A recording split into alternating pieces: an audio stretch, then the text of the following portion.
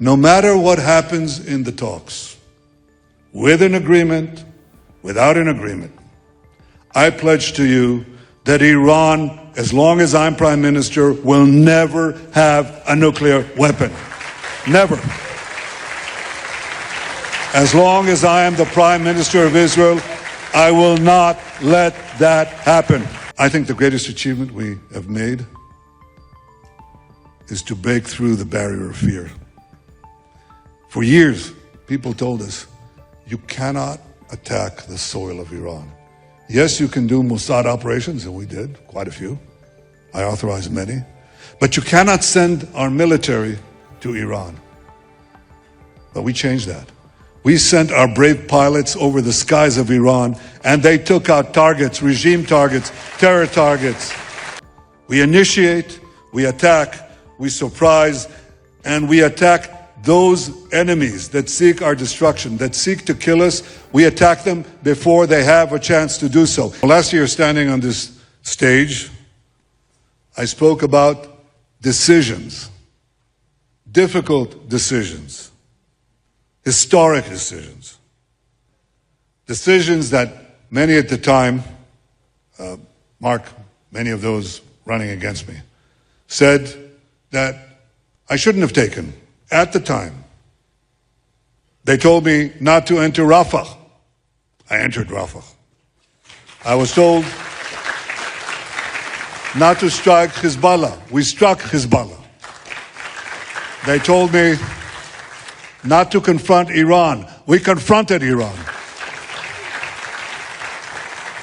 And today I want to begin with a simple question. What have we achieved? Because these same people, and whatever, their cronies in the press, are trying to diminish our achievements. In fact, they're trying to erase them completely. So what is it that we achieved? Here's what we achieved. We prevented Iran from carrying out a plan to annihilate us, and today they would have had a nuclear weapon, an atomic bomb to do so. We prevented that from happening. We removed an existential danger. And had we not acted in Operation Rising Line and then in Operation Roaring Line, Iran would have had atomic bombs, and let me tell you something, they would have used them. That's what we prevented. No matter what happens in the talks, with an agreement, without an agreement, I pledge to you that Iran, as long as I'm Prime Minister, will never have a nuclear weapon. Never. As long as I am the Prime Minister of Israel, I will not let that happen.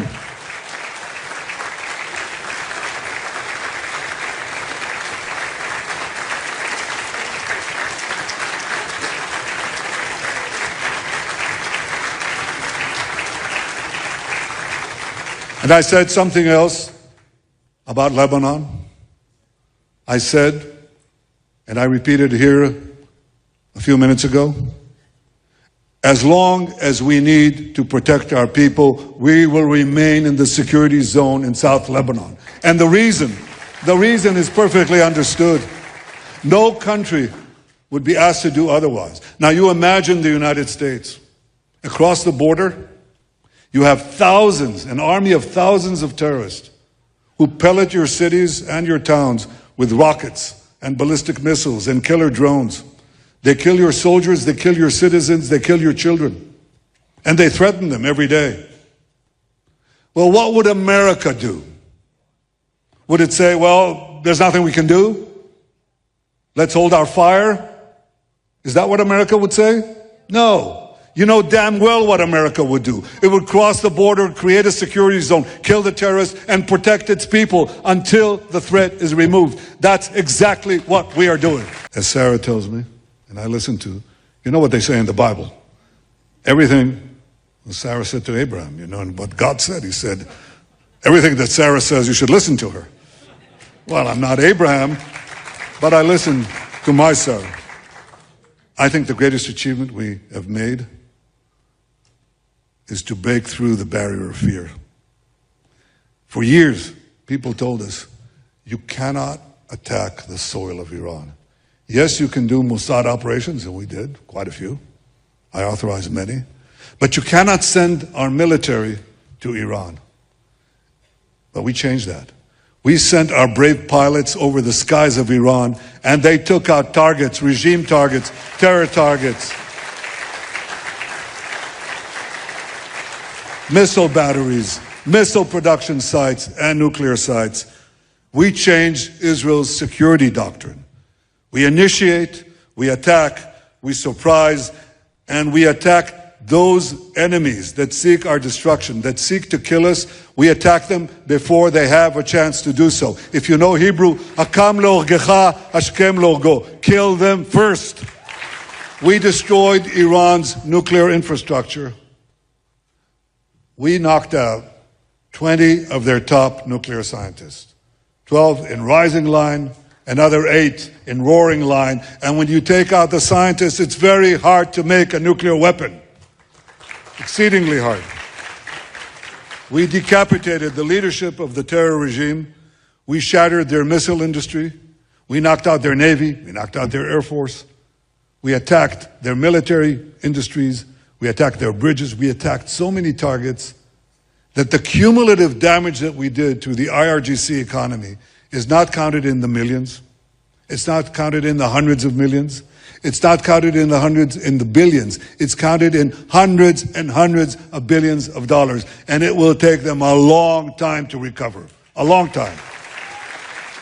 And they may not recover, because once you deal these blows and once the rift between the regime and the people is so deep, you cannot tell when such a regime will fall. And I think we created the conditions for its future fall. That is what will be the real triumph, when the Iranian people take their own destiny in their hands and they knock out this brutal regime that is terrorizing them and terrorizing the rest of the world. In Lebanon, we exploded, I don't know if to call this the beepers or the pagers. What do you use in America? Beepers. We exploded the beepers.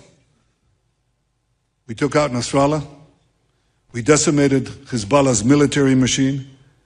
We prevented the Ridwan force from invading the Galilee. We destroyed over 90% of the 150,000 rockets and missiles that Hezbollah amassed against us. We established a security zone in Gaza. We established a security zone in Syria. We established a security zone in Lebanon, and we shall keep it as long as is necessary to protect our people. We don't have a war with Lebanon. We have a war with Hezbollah, who terrorizes Lebanon and seeks our destruction. And when that proxy of Iran is no longer a threat, when it's dismantled, when it's disarmed, yes, we'll have peace with Lebanon, and I look forward to signing it. By the way, Mark, I intend to be here for quite a while. I want you to know that.